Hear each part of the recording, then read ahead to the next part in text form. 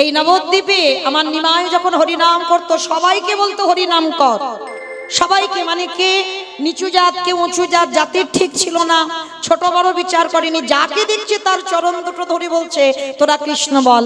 কিন্তু একজনকে একদিনের জন্য বলেনি যে তুমি কৃষ্ণ নাম করো। বলতে পারবে তিনি কে? ভগবানের মা সচী ঠাকুরা। একদিনের জন্য নিমাই বলেনি মা তুমি একবার হরি নাম করো। একদিন দাদা নিতাই চাঁদ প্রশ্ন করেছিল, ভাই তুই তো নবদ্বীপের অলিতে গলিতে যাকে দেখতে পাচ্ছিস বিচার করছিস না, তুই সবাইকে হরি নাম করতে বলছিস, কিন্তু কই কোনোদিন তো আমাদের মাকে বললি না যে মা তুমি একবার কৃষ্ণ ভজন করো, হরি নাম করো। নিমাই হেসে বলল, দাদা যদি জগতে কেউ আমার কাছে অন্যায় করে আমি ক্ষমা করে দিই, কিন্তু এক জায়গায় অপরাধ করলে আমি ক্ষমা করি না। বলো তো সেটা কোন জায়গায়? বৈষ্ণবে দাঁড়িতে যদি হয় ক্ষুদ্র অপরাধ,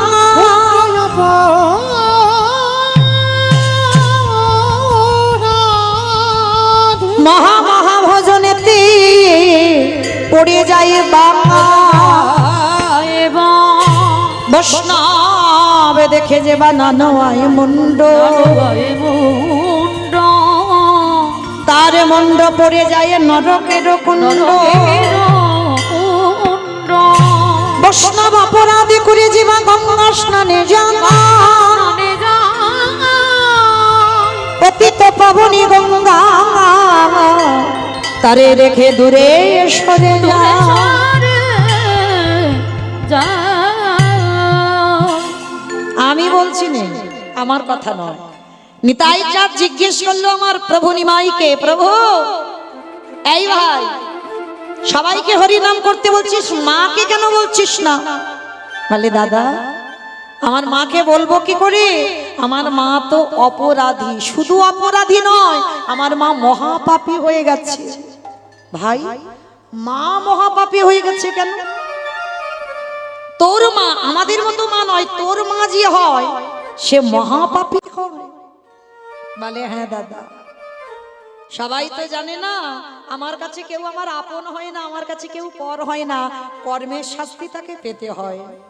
সে আমার মা হোক আর আমার সন্তান হোক, আমার যেই হোক শাস্তি তাকে পেতে হবে। নিতাই চাঁদ প্রশ্ন করছে, ভাই মা অপরাধ করেছে কি এমন অপরাধ?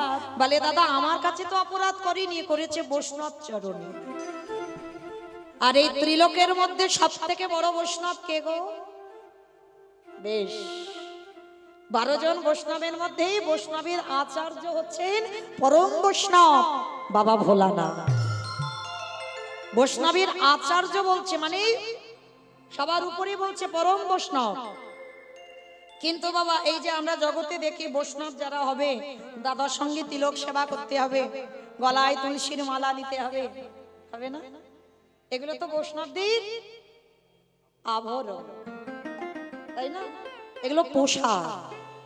এই যেমন আমরা পোশাক পরেছি বাবা, গলায় মোটা তুলসীর মালা, দাদার সঙ্গে তিলক সেবা করা, প্রসাদ ভোজি, এগুলো আভরণ, এগুলো আচরণ করছি বাবা, ভিতরটা বৈষ্ণবতা হয়নি। কিন্তু ভিতরটা বৈষ্ণবতা করতে হবে তো। বাবা ভোলানাথ আভরণে বৈষ্ণব নয়, যে গলায় তুলসীর মালা নেই, গেরুয়া বসন করে নেই, আবার ওই দাদার সঙ্গে তিলক সেবা করে নেই, আমাদের এই যে ঊর্ধ্ব তিলক করা নেই, আছে কি? ভোলানাথের নেই। তথাপিও বলছে বৈষ্ণবদের আচার্য পরম বৈষ্ণব, সবার উপরে বড় বৈষ্ণব। কেন? কারণ হৃদয়টা হচ্ছে বাবার বৈষ্ণব। আচরণ করছে না কিন্তু হৃদয় বৈষ্ণব। এই প্রকৃত বৈষ্ণব জগতে বাবা দুর্লভ, সব সাজায় ভরপুর, সব সেজে আছি আমরা, কিন্তু বৈষ্ণব কাকে বলবো? ত্রিনাদপি শুনিয়েছিল তররিব সহিষ্ণু না হমানি না মানো দেন কীর্তনীয় সদা হরি। সাজলে হবে না বাবা, সাজ দেখিয়ে কি হবে? সাজ দেখে কিছু হবে কি? ভিতরটা বৈষ্ণবতা করো। তৃণ মানে ঘাস, এই ঘাসকে মারিয়ে চলে গেলে বাবা ঘাস মাথা তুলে কথা বলে না। যদি এখানে ঘাস থাকতো বাবা, তিরপল পেতে দেবে, তার উপরে সবাই চড়ে বসবে। ওই ঘাস একবার মাথা তুলে বলবে যে আমার উপরে তোমরা এরকম মারিয়ে যাচ্ছ কেন, বসছো কেন? বৈষ্ণবতা অর্জন করতে গেলে সবার আগে প্রথম স্বভাব তোমাকে তৃণের মতো হতে হবে, গাছের মতো সহিষ্ণুতা অর্জন করতে হবে। যদি কোনো মানুষ অসুস্থ হয়ে যায় বাবা, 1 ঘন্টার অক্সিজেনের দাম কত? অসুস্থ মানুষকে অক্সিজেন দিতে হয় না? গাছপালা অক্সিজেন দান করে না? আর অথচ আমরা মূর্খ জি, সেই গাছের ডালপালাগুলো ছিটে দিই। একবারের জন্য গাছ প্রতিবাদ করি না যে আমি তোমাদের এত এত অক্সিজেন দিই, তোমার আমরা আমার এই ডালপালাগুলো ছিটে দিচ্ছ কেন? বৈষ্ণব যে হবে তার হৃদয়টা যেন ঠিক এই রকম হয়। বলবে না শীতের সময় আমার কাঁথা গায়ে দাও, গরমের সময় আমার এসি লাগিয়ে দাও। সহিষ্ণুতা অর্জন করতে হবে। আর এই সমাজে যাকে কেউ মান দেয় না, কেউ যাকে সম্মান করে না, তুমি যদি বৈষ্ণব হও তাকে তোমার হৃদয় দিতে হবে, তাকে মান দিতে হবে। অমানিনাকে যে মান দিতে জানবে, সমাজ যাকে পছন্দ করবে না, তোমাকে তারে কোল দিতে হবে। তবেই তুমি কিঞ্চিত বৈষ্ণব হবার অর্জন লাভ করবে মাত্র। তাহলে পরম বৈষ্ণব বাবা ভোলানাথ, তিনি কলিযুগে কে? অদ্বৈত আচার্য গোসাই। 3টে যুগে বাবা ভোলানাথ ছিল, কিন্তু কলিযুগে ভোলানাথ নয়। এই যে ফাল্গুন মাসে 2 তারিখ এসে গেল, ওই যেন কি একটা ব্রত হবে না, রাধা অষ্টমী। রাধা অষ্টমী, শিব চতুর্দশী, তাই তো? শিব চতুর্দশী এই ফাল্গুন মাসে 2 তারিখ। আচ্ছা মা, একবার হাতটা তুলে বলো তো কারা কারা করবেন ব্রতটা? বেশ, অনেক ভক্ত করবেন। ওই আমার দাদা ভাইরা কেউ করবে না? ওই তো বেশ উঠেছে, মানে করবে অনেকে। আচ্ছা মা, কেন গো শিবরাত্রি করবে? স্বামীর অমঙ্গলের জন্য। স্বামীর অমঙ্গলের জন্য? দূর, স্বামীর মঙ্গলের জন্য অল্প অল্প বয়সের মেয়েদের ভিড় কি বাবা ভোলানাথের মতো বর পাবে? বল, হয় না? আচ্ছা এবার যদি আমি বলি, তাহলে ভালো বর পাওয়ার জন্য শিবরাত্রি করা, আর এই যে কয়েকটা দাদা ভাই তুললেন হাত, তাহলে দাদা ভাইরা কেন করবে? ভালো বউ পাবে। ভালো বউ পাবে, তাই তো? তাহলে আমরা ভালো বর পাওয়ার জন্য, আর দাদা ভাইরা বাবারা করবেন ভালো বউ পাওয়ার জন্য। একেবারে সোজা প্রশ্নে সোজা উত্তর। আপনারা বিশ্বাস করেন এগুলো? আমার থেকে আপনাদের অভিজ্ঞতা বেশি, আপনারা জানেন বেশি, জ্ঞানী বেশি। এখানে অনেক জ্যেষ্ঠা বসে আছে, আমার থেকে আপনাদের অভিজ্ঞতা বেশি। আপনারা কি বলেন যে শিবরাত্রি ব্রত পালন করা ওইটাই কারণ, বাবার মতো বর পাওয়ার জন্য? এই যে আমরা শিবরাত্রি ব্রত করব, আচ্ছা আমরা অনেকে কৃষ্ণ ভক্ত এখানে আছি, আচ্ছা ভগবানও কি কারোর ভক্ত নয়?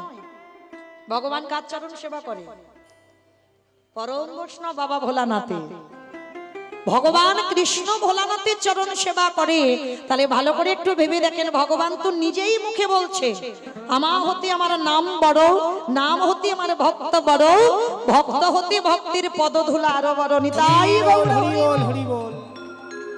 তাহলে এই জগতে যদি একবার বাবা ভক্ত চরণ ধরা যায়, আর ভক্ত বলতে তো পরম বৈষ্ণবের মতো বড় ভক্ত আর কেউ নেই। আর ওই বৈষ্ণবের যদি ব্রত কেউ পালন করতে পারে, বেশি তো মন্ত্র নয়, একটাই মন্ত্র বাবা, ওম নমঃ শিবায়, একটু বেলপাতা, বাতাসা, দুধ, গঙ্গা জল, বেশি উপকরণও লাগে না। আর এই কটা দিয়ে যদি বাবাকে কেউ তুষ্ট করতে পারে, তারই অচিরে কৃষ্ণ কৃপা হবে। নিতাই গৌর হরি বল। কৃপা হলে অচিরে কৃষ্ণ প্রাপ্তি হবে। বেশ, তাহলে ওই ফাল্গুন মাসে 2 তারিখে যারা যারা ব্রত পালন করবে, একবারও কখনো ভুলে বলো না আমার স্বামী ভালো থাক, আমার একটা স্বামী ভালো হোক। একটাই কথা বলবে, হে ভোলানাথ, তোমার চরণ যখন আমার সেবা ভগবান করে, তাহলে তুমি আমাকে আশীর্বাদ দিও যেন আমার মধ্যে কৃষ্ণ প্রেম ভক্তি উদয় হয়। এইটুকুর জন্য শিব ঠাকুরের ব্রত পালন করা, আর অন্য কোনো কারণ নয়। তাহলে আজকে সেই পরম বৈষ্ণব 3 যুগে শিব হলো, কলিযুগে শিব নয় কেন? এই যে আমরা বাবার মাথায় জল দেব, বাবা তো কলিযুগে নয়, বাবা তো হয়েছেন অদ্বৈত আচার্য গোসাই। তাহলে এই অদ্বৈত আচার্য গোসাই কেন হলো?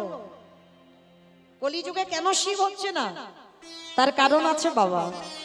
এই কারণের কথা জানতে গেলে আমাদের সবাইকে যেতে হবে একটু মহাভারতে রাজস্বী যজ্ঞ। একটু মন দিয়ে আস্বাদন করবেন বাবা। এই মহাভারতে রাজস্বী যজ্ঞে ভগবান কৃষ্ণ দাঁড়িয়ে থেকে বাবা যজ্ঞের দায়িত্ব দিয়েছিল সবাইকে, কে কোন কাজগুলো করবে। যেমন ধরেন আমার এই কমিটি দাদা ভাইরা কীর্তনটা করাচ্ছেন, একা একা দ্বারা সম্ভব? কখনো হবে না। হ্যাঁ, আপনারা প্রশ্ন করতেই পারেন মৌমিতা কেন ব্যক্তিগত কীর্তন তো একা একাই হয়? বলে না ভাই, অর্থ একজন দেয় কিন্তু শ্রম অনেককে দিতে হবে। গ্রাম প্রতিবেশীকে নিমন্ত্রণ করতে হবে, বন্ধু বান্ধবকে বলতে হবে, আত্মীয় পরিজন বলতে হবে, তবে তো একটা অনুষ্ঠান হবে। তাহলে যুধিষ্ঠির মহারাজ করছে রাজস্বী যজ্ঞ, ভগবান কৃষ্ণ সবাইকে দায়িত্ব দিচ্ছেন। যুধিষ্ঠির মহারাজ বলল, কৃষ্ণ সবাইকে তো তুমি দায়িত্ব দিচ্ছ, তুমি নিজে কোনো কাজ করবে না? ভগবান আমার একটু মৃদু হেসে বলছে, কে বলেছে করব না? কে বলেছে করব না? আমি করব তো, কারণ এই যজ্ঞে আমার দুটো কাজ আলাদা করে রেখে দেওয়া আছে। সে কি? সবাই একটা করে কাজ, আর তুমি করবে দুটো কাজ। কি কাজ করবে কৃষ্ণ? বলে, জানো দাদা, আমার প্রথম কাজ হবে এই যজ্ঞে যত যত ভক্ত আসবে, আমি কৃষ্ণ দয়াময় হয়ে সবার প্রথমে নিজের হাতে তাদের চরণ যুগল ধৌত করে দেব। চমকে উঠেছে, অসম্ভব কৃষ্ণ, এটা তুমি কি বলছো? কে কোন জাতের মানুষ আসবে, কে নিচু জাত, কে উঁচু জাত, জাতির ঠিক নেই, আর যারা যারা আসবে তুমি সবার পা ধোয়াবে। ভগবান এসে বলছে, আমি কোনো কালে জাতের বিচার করিনি তো। কি গো মায়েরা, এটা মানুষ করে, এ নিচু জাত ও উঁচু জাত, হ্যাঁ, এটা মানুষ করে, ভগবান করে না। ভগবান যদি করতো, নবদ্বীপে কাজীর বাড়িতে গিয়ে বাবা গ্লাসের পিপাসা পেয়েছে, কাজীর বাড়িতে গিয়ে জল খেত না। মহাপ্রভুর আচার আমরা কেউ মানন করছি? কেউ করব না। ওই বড় বড় বৈষ্ণব যারা, এই ছুঁয়ো না, ছুঁয়ো না, ছুঁয়ো না, অপরাধ নিও না, এটা আমার মহাপ্রভু শিক্ষা দেয় না। মহাপ্রভু সবাইকে কোল দিয়েছে, সবাইকে হৃদয় দিয়েছে। হ্যাঁ, তাহলে আজকের ভগবান কৃষ্ণ বলছে কোন কালেই আমার এগুলো ছিল না, তাই আমি সবার প্রথমে পা ধোয়ার দায়িত্বটা নেব। আচ্ছা মা, আপনারা তো বহুদিন কীর্তন শুনছেন, আজকের প্রথম নয়। ভগবান হয়ে যিনি বিশ্বের স্রষ্টা মালিক, তিনি আজকের পা ধোয়ার দায়িত্বটা কেন করছেন?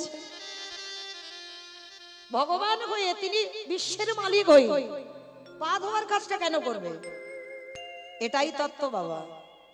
নিজে আচরি ধর্ম জীবেরই শেখায়, নিজে না করলে ধর্ম জীবকে শেখানো না যায়। হরিবল। এই জগৎ সংসারে বাবা আগে আচরণ করতে হবে। ভগবান আচরণ করে শিখিয়েছে। যুগ ধর্ম প্রবর্তক নাম সংকীর্তন, চারি ভাব ভক্তি দিয়া নাচাইন ভুবন, আপনি ভক্ত ভাব করি অঙ্গীকার, আপনি না করলে ধর্ম জীবের শেখানো না যায়, আপনি আচরি ধর্ম জীবের শিখায়। এই তো সিদ্ধান্ত গীতা ভাগবতে গায়। এই মতো কলিকালে প্রথম সন্ধ্যায় অবতীর্ণ হলেন কৃষ্ণ, আপনি নদী আয়। তাহলে লক্ষ্য করেন বাবা, আগে নিজেদের আচরণ করে ভগবান শেখাচ্ছে। কিরকম? ভগবান নিজে পা ধোয়াচ্ছে। কেন? আপনাদের আমাদের চৈতন্য দান করলেন। ও মায়েরা, এইগুলো আগেকার দিনে আমার মা ঠাকুমারা করতো, আমরা দেখতাম। কিন্তু আমাদের মতো মেয়েরা যত টিভি সিরিয়াল দেখে বাবা, তত আমাদের আচরণগুলো তাদের মতো হয়ে যায়। কিন্তু একটা কথা মনে রেখো বাবা, যত টিভি সিরিয়াল দেখো, যত তুমি আচরণ বদলাও, আমরা হিন্দু ধর্মের মানুষ, পুরানো সংস্কৃতিগুলো ভুলে গেলে হবে না। চরণ ধরে বলে যাই বাবা, যদি ঘরেতে কোনোদিন সাধুগুরু বৈষ্ণব আসে, গুরুজন আসে, সবার প্রথমে আগে পা ধোয়ার ব্যবস্থা করবেন। আপনারা জানেন মা, আমি যেন ভাববেন না যে আমি কাউকে শিক্ষা দিচ্ছি। আপনারা জানেন, আমি একটু মনে করাচ্ছি, যদি কৃপা করে পারেন দুবারে যদি কোনোদিন গুরুজন আসে সবার আগে পা ধোবাবেন। অনেকে প্রশ্ন করবেন, মৌমিতা সাধুগুরু বৈষ্ণব তো ঠিক পাই না, আমি কি করব? গুরুদেব দেহ রেখেছেন, আমি কি করব? বলে তারও ব্যবস্থা আছে। যে যার ঘরের বাবা মা তো আছে, যে যার ঘরের শ্বশুর শাশুড়ি তো আছে। আমার কথা নয় বাবা, ভাগবতের কথা। ভগবান কৃষ্ণ প্রথমেই বলছে সব থেকে বড় গুরু হলো যে যার ঘরের বাবা মা। আমার কথা বিশ্বাস করতে হবে না বাবা, সবার আগে বাবা মা বড় গুরু, তারপরে গুরু হলো শিক্ষা গুরু, দীক্ষা গুরু, তারপরে গুরু হলাম আমি ভগবান। ওই ভগবান নিজেকে আগে বলেনি সবার আগে আমি বড় গুরু, আমার ভজন করো না। চরণ ধরে একটা কথা বলে যাই বাবা, যেতে হবে না নবদ্বীপ, যেতে হবে না বৃন্দাবন, হরিদ্বার, দক্ষিণ ভারত, পশ্চিম ভারত, কুম্ভ মেলায়, কোথাও যেতে হবে না। যদি তুমি বছর অন্তর একবার করে জীবিত ভগবান পূজা করো, আমার বিশ্বাস, এই হরি বাসরে দাঁড়িয়ে বলে যাচ্ছি, বছরে একবার জীবিত ভগবান পূজা করো। লাখ টাকা খরচা করে দুর্গা পূজা করছো, হাজার হাজার টাকা খরচা করে কালী পুজো করছো, লক্ষ্মী পুজো, সরস্বতী পুজো, সব পূজা করছে। বাঙালি 12 মাসে 13টা পার্বণ হচ্ছে, সব পূজা করো, কিন্তু একজন ভক্ত হৃদয়ে হাত রেখে বলতে পারবেন না যে আমি জীবিত ভগবান প্রতি বৎসর পূজা করি। আর জীবিত ভগবান তো যে যার ঘরের বাবা মা। অমায়েরা লাখ টাকা লাগে না গো, একটু বসবার জায়গা দিয়ে, যাদের বাবা মা বা শ্বশুর শাশুড়ি বেঁচে আছে, যারা হারিয়ে ফেলেছো আর তো পাবে না, যাদের আছে একবার আসনে বসিয়ে বছরই একবার, রোজ রোজ নয়, বাবা মার চরণ যুগল ধৌত করে বাবা মার গলায় একটু মালা দিয়ে একটু যত্ন করে খাইয়ে দিও। ভগবান বলছে সেই ভক্ত যদি আমাকে ডাকতে ভুলে যায়, সারাদিন যদি আমার কথা মনেও না করে, আমি ভগবান সারা জীবন সেই ভক্তের দুয়ারে বন্দী হয়ে যায়। নিতাই গৌর হরি বল, হরি বল, হরি বল। চেষ্টা করবেন মা, এই হতভাগিনীর কথা যদি কারোর মনে থাকে, বৎসরে একবার জীবিত ভগবান পূজা করতে। তাই তো ভগবান কৃষ্ণ রাজস্বই যজ্ঞে আগে পা ধোয়ার কাজ করছে। শুধু পা ধোয়ালো নয়, আরো একটা কাজ করেছিল বাবা। যারা যারা প্রসাদ পেয়েছিল, আমার কৃষ্ণ দয়াময় ওই এঁঠো পাতাগুলো নর্দমায় ফেলেছে। শুধু নর্দমায় ফেললো না, আরো একটা কাজ করেছি, ওই এঁঠো পাতাগুলো যেখানে ফেলছি চারিদিকে দেখছি কেউ নেই। পাতা থেকে যারা প্রসাদ পেয়ে বাবা এঁঠোগুলো রেখে দিয়েছে, একটু করে এঁঠো আমার কৃষ্ণ তুলে নেয়। ভগবান নিজে আড়ালে সারা গায়ে মাখছে। ও যে ভকেতে তাই ভগবান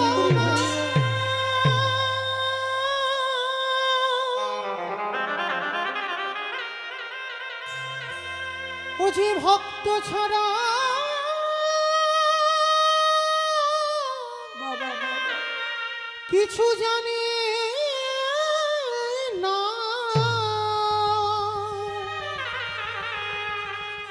তাই তো যুগে যুগে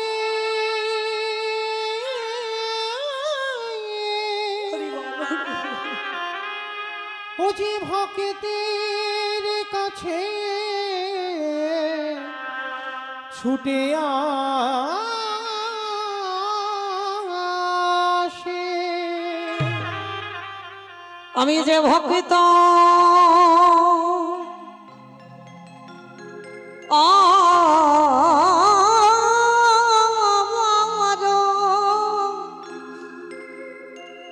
অগমার ভালো ভালো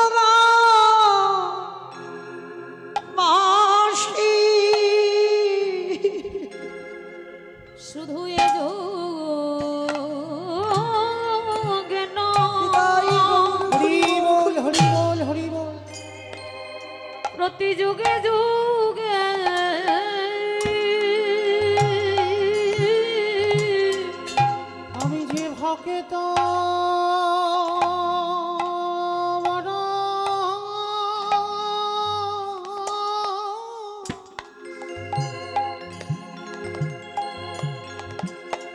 বড় ভালো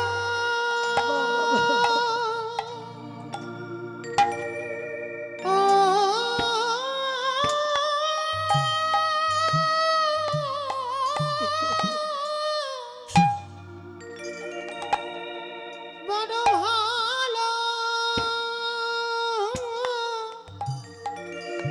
বাসি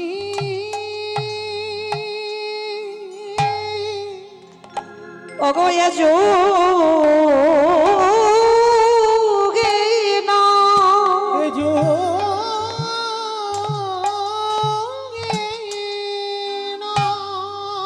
ওগো প্রতি যুগে যোগে আমি যে ভক্ত বাবা বাবা ও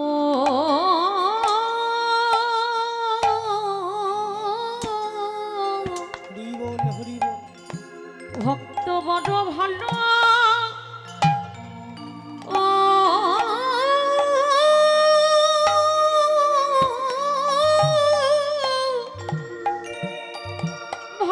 ভালোবাসি আজ যুধিষ্ঠির বললেন কৃষ্ণ দয়াময় ওই কৃষ্ণ দয়াময় এই জগতে ভক্তদের চরণ ধোয়ালে মেনে নেওয়া যায় ওই ভক্তদের এঁঠো পাতা নর্দমায় ফেললে মেনে নেওয়া যায় হে দয়াময় শেষে তুমি ভক্তদের এঁঠো কেন তুমি অঙ্গে মাগিলে ভগবান মৃদু হেসে বললেন দাদা গো এ যে হলো আমার কর্ম ফল গো নিতাই গৌর করিব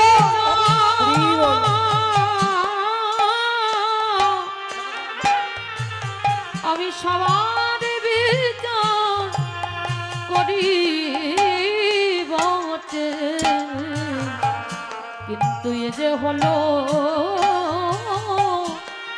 আমার কর্মফল আস্তে যুধিষ্ঠির মহারাজ চমকে উঠেছে কৃষ্ণ তুই নিজেকে বলছিস কর্মফল মানে তুইও পাপ করিস বলে দাদা গো এই জগতে সবাই তো পাপ করে আর সবার বিচার আমি কৃষ্ণ ভগবান সিংহাসনে বসে করি সবার বিচার ভগবানের হাতে কিন্তু ভগবান বলছে সবাই পাপী আমি পাপী নয় আমি মহা মহা পাপী কৃষ্ণ তুমি নিজেকে বলছো মহাপাপী কি এমন পাপ বলে জানো পাপটা তো আমি কৃষ্ণ অবতারই করিনি করেছিলাম ত্রেতা যুগে রাম অবতারে আমি নিজের হাতে একটা মণিপুত্রকে হত্যা করেছিলাম মণিপুত্র সেটাকে বলে বিশ্বের সবার মণির ছেলে যার নাম রাবণ আর যেই না রাবণ নামটা শুনেছে যুধিষ্ঠির মহারাজ চমকে উঠেছে। বলে কৃষ্ণ এইটা কি কথা বললে রাবণ রাবণের মতো দুরাচার রাবণের মতো পাপিষ্ঠ তাকে মারলে আবার জীবনে পাপ হয় কি মায়েরা আপনারা কি বলেন রাবণের মতো মানে যে দেশের হানি আনে বাবা দেশের ক্ষতি করে তাহলে তাকে যদি মারা হয় তাকে যদি খুন করে দেওয়া হয় অপরাধ হবে তাহলে রাবণের মতো একটা দুরাচার রাবণের মতো পাপিষ্ঠ সেই রাবণকে মেরে রামচন্দ্রের মাথা থেকে পা পর্যন্ত পাপী হয়ে গেল এটা ভাবা যায় আচ্ছা বলেন তো রাবণ ভালো লোক না খারাপ লোক গো ভালো লোক হাই ভগবান বলে ভালো লোক সব মাথার গন্ডগোল হয়ে গেছে কেন ভালো লোক কি করে হবে কি অন্যায় করেছে আর ভগবানের বউটা চুরি করলো কে হরি বল। রাধে এই যে বাবা ভক্ত দুরকম শুধু মনে রাখবেন ভক্ত এক রকমের নয় দু রকমের ভক্ত হয় একটা বহিরঙ্গ বা বহিরঙ্গ ভক্তদের মেলালে হবে না বাইরের ভক্তদের সঙ্গে আলাদা আলোচনা হবে যেটা আমার মহাপ্রভু সকাল থেকেই সন্ধ্যা পর্যন্ত নগর ভ্রমণে কীর্তন করত। এটা বহিরঙ্গ ভক্ত, সবাইকে নিয়ে করা যায়, কিন্তু অন্তরঙ্গ ভক্ত তাদের কাছে বাবা ওই বহিরঙ্গটা মিলিয়ে নিলে হবে না। তা বহির জগতের ভক্ত যারা, তারা বলবি রাবণ ভালো লোক নয়, যাদের কোনো জ্ঞান অভিজ্ঞতা নেই। আর যারা অন্তরঙ্গ ভক্ত তারা তো বোঝে। রাবণ এমনি এমনি সীতামাকে চুরি করেনি, নারী তো ভোগের নয়। কি বাবা আপনারা কি বললেন, নারী ভোগের সম্পদ? যারা বলে সারা জীবন ভোগ করেই যায়, নারী কোনোদিন ভোগের সম্পদ নয়। নারী সাধনা, নারী আরাধনা, নারী ভজন। হ্যাঁ হ্যাঁ বেশ। অসুরদের অত্যাচারে দেবতারা স্বর্গ ছাড়ে। যদি দশভুজা দুর্গা 10 হাতে অসুরী নিধন না করিত, বলো দেবতারা যেত কোথায়? যদি অসুর নিধন না করিত, দেবতারা যেত কোথায়? আস্তে ও মাইরা, মহালয় দেখেছো তো? মহালয় দেখো না? আর মহালয় যারা দেখেছো, দেবতাদের তেজ দিয়ে একটা নারীর সৃষ্টি হলো, কই পুরুষ নয়, নারী। আর সেই নারী দশভুজা দুর্গা 10 হাতে অসুরী নিধন করে দেবতাদের দেবত্বটা রেখে দিল। তাহলে নারী ছিল। আবার ভুরি ভুরি প্রমাণ দেওয়া আছে, দেখেন। চণ্ডী ঠাকুরের রামের চরণ ভজন করেছে। ঠিক আছে, রাধা কৃষ্ণের প্রেম তত্ত্ব চণ্ডী ঠাকুর বুঝতোই না, কারণ চণ্ডী ঠাকুর মা বাসুলি সেবা করত, মা কালী ভক্ত, মায়ের আরাধনা করত। তা মা নিজের হাতে করে বৃন্দাবনে নিয়ে সাক্ষাতে রাধা গোবিন্দের লীলা দেখাচ্ছে, বাবা চণ্ডী ঠাকুর বুঝতে পারছেন, অভিজ্ঞতা নেই। তো মা হাত ধরে ফিরিয়ে আনলো, বলে চল ঘরে চল, এ লীলা বুঝতে পারবি না। বুঝতে পারলো কবে? ওই রামের প্রেমে যেদিনে পড়লো, ওই রজকিনীর প্রেমে পড়ে রাধা কৃষ্ণের প্রেম তত্ত্ব লীলা বুঝতে পারলো। তাহলে রামই অন্যের ঘরের স্ত্রী, তাকে ভালোবেসে, তবে ভালোবাসাটা জড় জগতের মতো নয়। চণ্ডী ঠাকুর চরণ সেবা করত রামের, আর রামের চরণ সেবা করে পেয়ে গেল রাধা মাধবের কৃপা। বিল্লমঙ্গল একজন পতিতা বার বনিতা, চিন্তামণির চরণ সেবা করে রাধা মাধবের কৃপা পেল। জয়দেব গোস্বামী মা পদ্মাবতীর চরণ সেবা করে দর্শন পেয়ে গেল। কলিযুগে শ্রী শ্রী রামকৃষ্ণ পরমহংসদেব মা শারদার চরণ সেবা করল। কি করেনি? ভুরি ভুরি প্রমাণ। বিবেকানন্দ ভগ্নী নিবেদিতার চরণ সেবা করলো। তারা তো নারী ছিল বাবা, সব, তারা তো পুরুষ নয়। তাহলে নারীকে এরা সাধনার জায়গায় বসিয়েছে, ভোগের জায়গা নয়। তাহলে রাবণ রাজা সীতামাকে চুরি করেছিল ভোগ করার জন্য নয়। ভোগ যদি করবে, রেখেছিল কোথায় সীতামাকে? বেশ, অশোক। প্রশ্নেই উত্তর, মানে যেখানে শোকের ছায়া লাগবে না সেইখানে সীতামাকে বন্দি করে রেখে দিল। শুধু বন্দি করলো না, জ্বালা যন্ত্রণা ব্যথা বেদনা সব দিয়েছে। দেয়নি? চেরিরা ধরে মারেনি সীতামাকে? মেরেছিল তো। চর চাপড় দেয়নি? দিয়েছিল। কিন্তু কেন দিল গো? ও মাইরা, একটা কথা বলি, জড় জগতের কথা। সিনেমা টিনেমা দেখো? আচ্ছা, সিনেমার কথা বাদ দিলাম, সিরিয়াল দেখো? দেখো তো। হ্যাঁ, ওটা আমি বারণ করছি না, সব প্রয়োজন। আমি একবারও কোনোদিন কারোকে বলিনি যে সিরিয়াল দেখো না, শুধু হরি নাম শুনে যাও, কখনো না। তুমি সংসার জীবনে এসেছো, সবটা প্রয়োজন। তাহলে সিরিয়াল যারা দেখছো, আচ্ছা বলো তো, শুধু কি নায়ক নায়িকা থাকলে সিরিয়ালটা ভালো লাগে? একটা ভিলেন লাগে, মানে মারামারি হবে, কাটাকাটি হবে, খুনোখুনি হবে, তবে তো সিরিয়ালটা জমে উঠবে, তাই না? আচ্ছা বলো তো, ভিলেন যখন কিছুতেই নায়ককে জব্দ করতে না পারে, শেষ পদ্ধতিটা কি নেয়? নায়িকাকে তুলে নিয়ে যায়। হ্যাঁ, নায়িকাকে যদি তুলে নিয়ে, বাবা শুধু তুলে নিয়ে যাবে না, জ্বালাবে, যন্ত্রণা দেবে, ব্যথা দেবে, বেদনা দেবে, কষ্ট দেবে, তাই না? যেটা জড়জগতের সিনেমাতে হয়, দেখি আমরা। তাহলে দেখেন, এই যে তুলে নিয়ে গেল, আর কি বাবা ভিলেনকে নায়কের কাছে যেতে লাগবে? 10 তলা বিল্ডিং থেকে বাবা ঝাঁপিয়ে নায়িকার কাছে যাবে না? কি গো, একেবারে ঝাঁপিয়ে আর তার কাছে যেতে হবে না, নায়ক ছুটে আসবে নায়িকার কাছে। কেন? ওই যে বসে বসে কাঁদছে, জ্বালা যন্ত্রণা হচ্ছে, একটা টান আছে না? তাহলে এইবার শাস্ত্রের দিকে, তত্ত্বের দিকে মিলিয়ে দেখেন, রামচন্দ্র যদি নায়ক হয়, আমার সীতামা যদি নায়িকা হয়, রাবণ যদি ভিলেন হয়, জব্দ করতে পারছে না তো রামকে, শেষে সীতামাকে তুলে এনেছে। শুধু তুলে আনলো না, চেরিরা জ্বালাচ্ছে, যন্ত্রণা দিচ্ছে। আর সীতারূপী নায়িকা যখন নায়কের নামে ধরে ধরে কাঁদে, আর কি নায়ক রূপী রামচন্দ্র থাকতে পারবে? 7 সমুদ্র 13 নদী পার করে সোনার লঙ্কা পুরীতে আসবে। কি গো, আর কি যেতে ডাকলো রাবণকে? ছুটে এলো রাম সোনার লঙ্কায়।